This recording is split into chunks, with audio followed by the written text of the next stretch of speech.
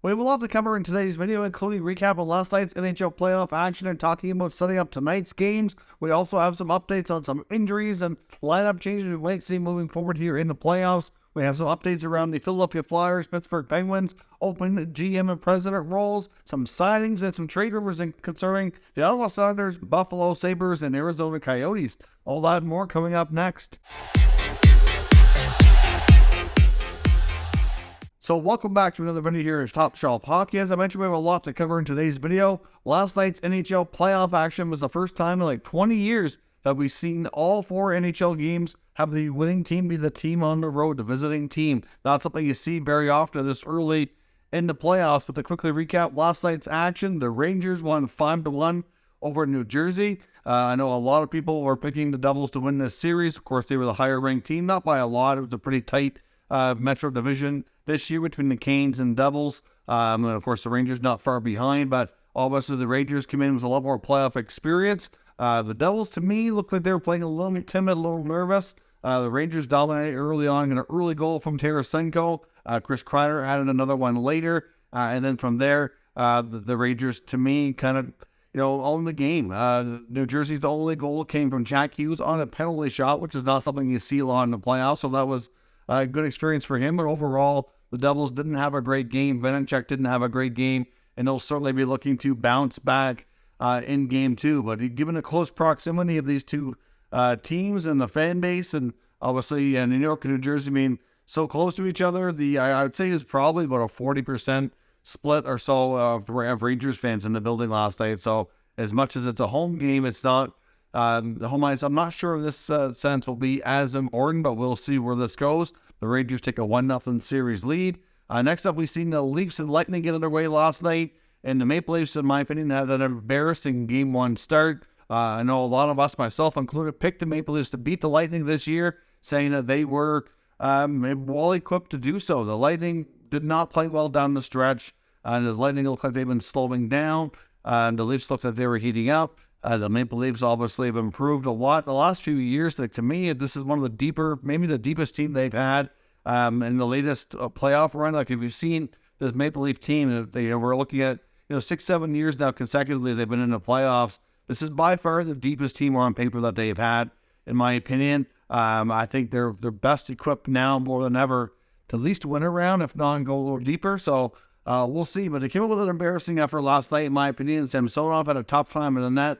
Tampa got a couple early goals. The power play for the Leafs, which has been traditionally an issue, which has been good in regular seasons, bad in playoffs, was actually good. They didn't get a couple power play goals. The Lightning power play was also really good. Of course, the highlight of the night, though, was the really dumb hit from Michael Bunting on defenseman Eric Chernak from Tampa. Bunting was given a match felling, kicked out of the game. He is going to be likely suspended as well. As I record this video, the suspension has not been announced. There will be a separate video on the channel when that comes through from NHL Player Safety. As of right now, we do know that Bunting was to have a hearing today, which I believe has already taken place. It was around 4 o'clock Eastern time, so we should have something here shortly. That might be announced by the time this video hits YouTube. So look for the update in the pinned comment or check the channel. There's likely going to be another video talking about what happened. But essentially, Chernak did not have the puck. The puck was nowhere near him. They were near the net, and he completely got all ahead on this check and basically made him eat an elbow pad right to the face. Chernak, injured, will not play next game. Said Bunting was given a game misconduct out for that game and going to be out at least one more. It's hard to say how many he gets. Would not be shocked if he gets multiple, but I could see it maybe being one, given the fact that playoff games typically are worth one playoff game is usually considered to be about 2 regular season games. So we'll see. Of course, the Lightning also had lost defenseman Victor Hedman earlier in the game. So they played a lot of the game without their top pair, which was tough. They were down 2 defensemen. The 4D certainly had to, play a lot of minutes, but they managed. They got through, and the Leafs are going to have to go out with a much better effort in game 2. That much we know for sure. The Leafs were booed off the ice in the first period. Lots of booing in the second and third. But the third, though, near the end of the game, there wasn't as much booing because that building was almost empty. The amount of people who had paid good money to go see that game that were gone with at least the last maybe 3 to 5 minutes or more to go was crazy. There's a ton of empty seats. Just is not good at all. In later action, we saw the Winnipeg Jets beat the Vegas Golden Knights 5-1. Certainly, the Jets had a phenomenal game, in my opinion. They held Vegas only 17 shots for Jack Eichel's first playoff game. Not a good showing at all. Pierre-Luc Dubois was great, had a great game, arguably their best player. Adam Lowry pucked a couple goals, including an empty netter as well. So the Jets really played like they did in the first half of the season when they were near the top of the Central Division. They get great goaltending for Connor Hellebuyck, but even this is not a case of Hellebuyck stealing a game for Winnipeg. He didn't have to be that phenomenal. Like, really, it was a case of Winnipeg just outplaying them in all other assets of the game. Vegas did not have a good showing at all. Mark Stone was in the lineup, but wasn't able to get a whole lot accomplished. So we'll see if the Vegas Golden Knights can bounce back in Game 2. And the defending champs, the Avalanche, lost to the Kraken. The Kraken in their second season, first playoff series, first playoff game, get their first playoff win, beating the Avalanche 3-1. Philip Grubauer, former goalie of the Avs, played a real solid game and arguably might have stole that game for them. So certainly the Avalanche are going to be looking to bounce back here as well. Actually, one other tidbit as well that was from the Jets game. Morgan Barry, one of the forwards for the Jets, actually ended up getting a skate blade to the face. There was a scramble in front of the net. The Vegas goalie was on the ice and his legs popped up so that his skate blades were exposed. And he ended up going right into it, getting a blade right to the face, had a big cut, big gash. Ended up taking 75 stitches. That's crazy. He was gone from the game for an extended time, but he returned with a full K-tone after getting this sewn up. That's that's hockey for you. That's the warrior mentality that you tend to see, which is certainly well respected in that sense. Like, for him to be able to go back and play after dealing with that is quite something. Again, not something you see every day. So certainly a unique game. Of course, tonight we have the first round of game number 2s. You have some teams, obviously, the Oilers, who lost to the Kings. They're looking to bounce back. The Bruins trying to take a 2-0 series lead over Florida. They're going to have to do so again without captain Patrice Bergeron, who's going to be missing tonight's game. But there was a further update on him saying that it's not illness, it's actually injury, which is why he's out. No word on exactly what it is. I believe they said upper body, but no other details were released. It's complicated and weird because Bergeron played game 82 of the regular season. And he left that game, and that's what it seems to be where the injury took place.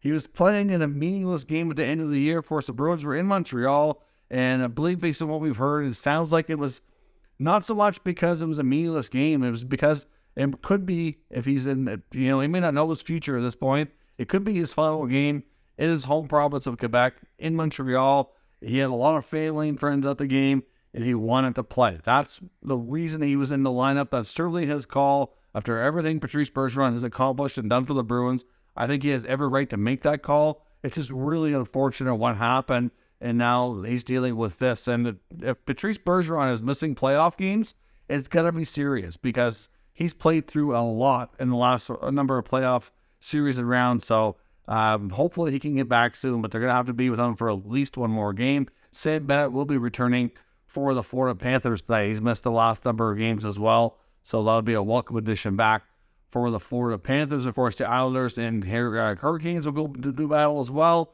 in Game 2 of their series.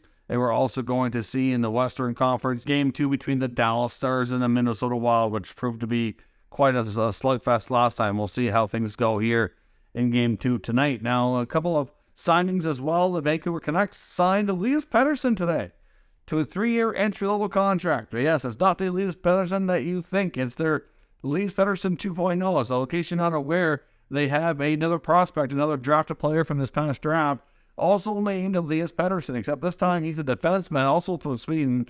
Gets his 3-year entry-level contract. When I seen the news break from the Canucks, I was really confused. It's like a 3-year deal for Pettersson because he could technically, be looking at an extension here soon. I was like, what? Why? Anyways, it's just you had to do a double take. It's like, oh, wait, this is a 3-year entry-level contract for a whole different version of Elias Pettersson. He's expected to probably still play another year in Sweden before making the jump to North America. They've signed their prospect there with the same name as their superstar centerman. And the Columbus Blue Jackets also announced today that Alex Texier, who is still under contract and played this past year in Europe, will be returning to the Blue Jackets organization for next season. So that'll be a nice boost for them. Obviously, he's a pretty good offensive player. It will be a nice addition back into their forward lineup. And the Winnipeg Jets today also announced that they've signed Dominic Toninato to a 2-year, 2-way contract extension that's valued at $775,000 at the NHL level when he appears in NHL games. Now, on to some updates from teams like Pittsburgh and Philadelphia regarding some vacancies around their executive roles. The Flyers are certainly looking for president of hockey ops, and the Penguins are looking for a GM. When it comes to the Philadelphia Flyers, some names that we're hearing between reporters like Elliotte Friedman and others are talking about a couple of Canucks assistant GMs actually interviewing for the job, and that's a couple of recently new AGMs, prominent females in the hockey industry, Emily Castonguay and Kenny Granato. Apparently both are in the mix there. There's been some word about Ray Shero maybe being out there as well, but I've seen a number of reports talking with Shero saying they believe that Ray would rather be a GM, still not a president, so he wants to be more involved with the day-to-day operations. So there's some wondering if he may go back to the Pittsburgh Penguins. Of course, he did work there for a long time before, early in the early Crosby days. So we'll see if Shero maybe returns to Pittsburgh, or at least if he's a candidate there. I mean, he could be a candidate in Philly, but if the reports are accurate that he would rather be a GM, that's certainly not going to be, a good fit with the Flyers. Scott Melamy is another name to watch in Philly, former Flyer player. Worked in the league as a long time in the management type roles, as a long time assistant GM. Currently, he's working with the St. Louis Blues, so he's another name that's there. And another name that Elliotte Friedman has brought up in his latest 32 Thoughts column and podcast, which may not necessarily be a connection to Philly, but one NHL team, would be Doug Wilson, the former general manager who was there for a really long time with the San Jose Sharks. Of course, he left the team due to health reasons, and they originally took a leave, and then he eventually just resigned. So Doug Wilson is obviously feeling much better, which is good. He seems to have his health stuff in order, and according to Elliotte Friedman, would be interested in making a return to the NHL. So obviously, he was a long time GM, so they were talking to him and Jeff Merrick that it could be, he could be a good fit as a president type of role. So obviously there's a role in Philly that could be something that might interest him and that they may want to speak to him about. And they also wondered if he could make his way back to his roots and where he started with the Chicago Blackhawks, where he was a long-time defenseman. So, obviously the Chicago Blackhawks right now have their general manager, but maybe they would add him to their front office in a higher role. So you got to wonder about that possibility as well. Either way, it's just good to hear that Doug Wilson is doing much better with his health, and that he's interested in returning to some kind of role, some capacity. So we'll have to see where things go on that front. Now, when it comes to the trade section of the video today, a few teams we want to take a look at. We'll look at Detroit, Buffalo, Arizona, and St. Louis. St. Louis reports from the Athletic from Jeremy Rutherford talking about the fact that they are still very much likely to want to shake up their decor this offseason. So he named the most likely ones to be maybe move with Troy Krug or Nick Leddy.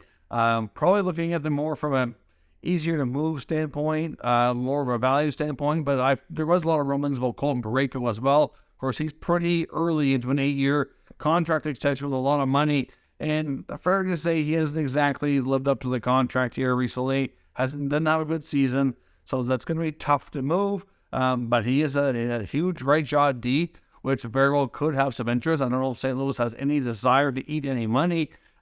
Probably, if they can help it, I would say probably not. But at the same time, you got to do what you got to do. If they really want to make a trade bad enough, they may not have a choice, or maybe they can find a hockey trade to bring in a contract that's maybe not exact but close enough. Another team might be willing to do that. But certainly some names to watch there. Now, I know in some other cases they do have forms, at least maybe not a full, but a form of a no trade clause in their contract. So clearly they will have some say where they go if they are indeed moved. But we know St. Louis and Doug Armstrong are going to be busy. It sounds like he wants to retool on the fly. They don't have any desire at this point to go into a rebuild. And I would suspect that, shaking things up on the back end is probably going to be something we do see, just a matter of what exactly they do. We've already seen a decent shakeup in the forward group, trading out some expiring contracts like O'Reilly and Tarasenko, etc.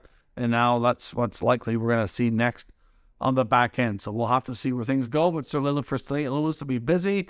Word is that Arizona Coyotes may be willing to shop Nick Schmaltz, so a name to watch around the 2023 NHL draft. Schmaltz is currently 27 years of age. Pretty good salary and is pretty close to a point per game player. The past couple of years, he's played, enough that he's been putting up about a point per game. He's averaging about 60 points in 63 games. Unfortunately, he has missed some time in the past few years, but in a full campaign, he'd be 78 to 80 point centerman, which is really, for most teams, good enough to be a 1 or a 2 seed. So there's lots of value there. And at $5.85 million for 3 years, 27 years of age, there's lots to like there. Of course, we know that Arizona also, right now, not fond of having a big payroll. They want to have as small as they can for actual cash going out the door. There was some rumors about Schmaltz at the deadline. Of course, things never happened, never materialized. Usually with a contract like that, that's not huge, but big enough with more term, usually does take a little bit more time to consummate a deal, and usually they're more likely to happen in the summertime. So you never know if a team might offer up a first-round pick for Schmaltz. That might be something that we see. We know that the Arizona Coyotes are not looking to be super competitive, are going to be looking to accumulate as much GM prospects and draft picks over the next few years, while likely hovering around the salary cap floor at the bottom, not anywhere near the top. So it makes sense that Schmaltz might be a player to watch. So we'll see if they get the right deal around the draft. He could certainly be out there as well. Buffalo Sabres had their season-ending press conference today. So we heard from Kevin Adams, Don Granato, head coach, and now there's some speculation on goaltending that they might actually look to trade 27-year-old goalie Eric Comrie. Now, they were talking about goaltending. Of course, Devin Levi, freshly signed out of college, only has a handful of games under his belt, but looked really, really good, had a phenomenal college career. Looks like he can be the guy moving forward for them, but at the same time, with such little experience, you don't want him to be, out there completely on his own with all that pressure. You want to surround him with a tandem partner that, they can share the responsibilities with. And, could that be Ukko-Pekka Luukkonen? Could it be a more experienced guy? I know Don Granato today did say that he would be very comfortable moving forward with a goalie tandem comprising of Devin Levi and UPL. So if that's the case, what does that mean for Eric Comrie? Eric Comrie is signed for next year at $1.8 million. And he's, like I said, he's 27. Didn't have a good year, though. In a team in Buffalo who actually, didn't miss the playoffs by much and had a major breakthrough on improvements and, moving up the standings along with some divisional teams like Ottawa and Detroit. Obviously, Buffalo probably improved the most out of the three. They were the closest to getting into the playoffs. But Comrie only appeared in 19 games and put up goals against a .367 and an .886 save percentage. So certainly, Levi and UPL were playing better than him. And he always had injury issues. Got one more year, 1.8. Not going to be easy. Now, they could put him on waivers and bury it in the minors. That's a possibility. They could look at a buyout. That's a possibility. But at the end of the day, something has to give. I would suspect they'll probably go down the trade route first to see if they can trade him before going down those other roads. But it sounds to me like there's really not going to be room for Eric Comrie in Buffalo. I do kind of half wonder, like we talked about before, if they would want to pick up another veteran guy and kind of take the pressure off. But UPL is 24 now. I mean, they can't be keeping him down in the minors any longer. They're going to risk losing him. And Levi is showing, yes, it's a small sample size, but he sure looked good enough that I don't think he needs it. I mean, he's got a lot of time in college, which is going to be as good or better, right? So I really think that's likely we see the Sabres go with a young tandem next year with the 24-year-old UPL and the 21-year-old Devin Levi. And like I said, that's going to leave a trade likely for Eric Comrie if they can find one. Now, there are also Detroit media talking about Ottawa Senators for Alex DeBrincat. Now, as we talked about lately, the article that I've come across regarding DeBrincat in Detroit was, I think, probably 3 or 4 days old now. But obviously, the Senators, at their end of season media availability, a lot of people were saying DeBrincat doesn't want to sign here. He's going to leave. They're going to trade him. And that was all very, very premature, in my opinion. Alex DeBrincat, all he really said was that he just kind of wanted to wait and see was open to anything. We now know a little bit more in the situation, basically that the DeBrincat and his agent and family just want to see what happens with ownership versus a team is being sold. I completely understand that. I think it's premature to say that he won't sign and then he wants to be traded. But the Detroit media in the article was speculating on these reports saying, should we try to trade for this guy? He is a Michigan native. Maybe he'd want to come home. He'd probably be more likely to want to sign long-term here. So obviously he's a former 40 goal scorer on multiple occasions. I said, close to 30 or 30 plus a couple other times. He's a real good hockey player. And if Detroit could get him on Ottawa, that would be a huge gain for them. But at the same time, it's a division rival. And they're both division rivals coming out of rebuilds. Ottawa was only, 5 or 6 points ahead of the Red Wings this year. I don't really see Ottawa wanting to make a trade to make the Red Wings better. That doesn't make any sense.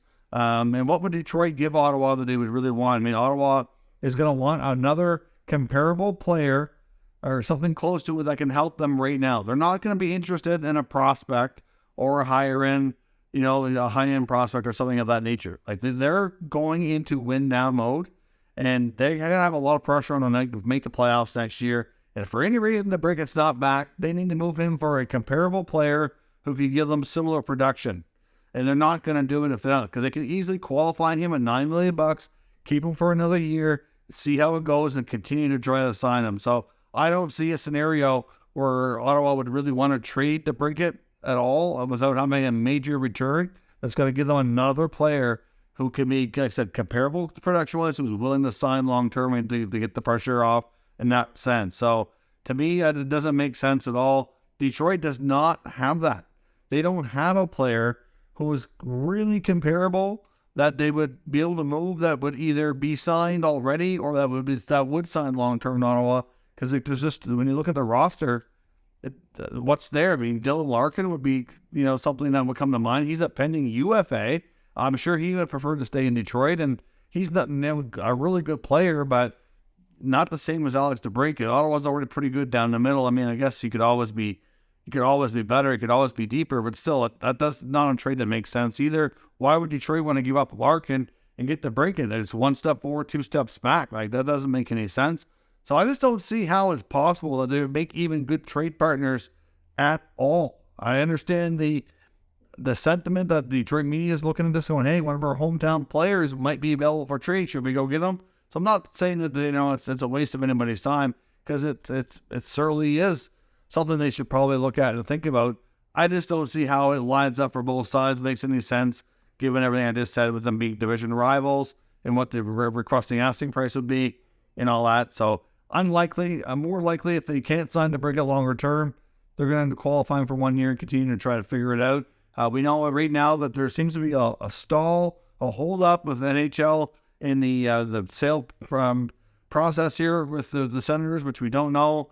All the contending groups were looking to put in their round 2 of bidding, which we thought would have been due by now, and apparently has not been submitted. There's some kind of hold up. We don't know what it is. I know a lot of our media has been pushing the NHL to move things forward because they really have a lot of business to take care of, which they can't do until they know who the owners are, so that those people can make decisions.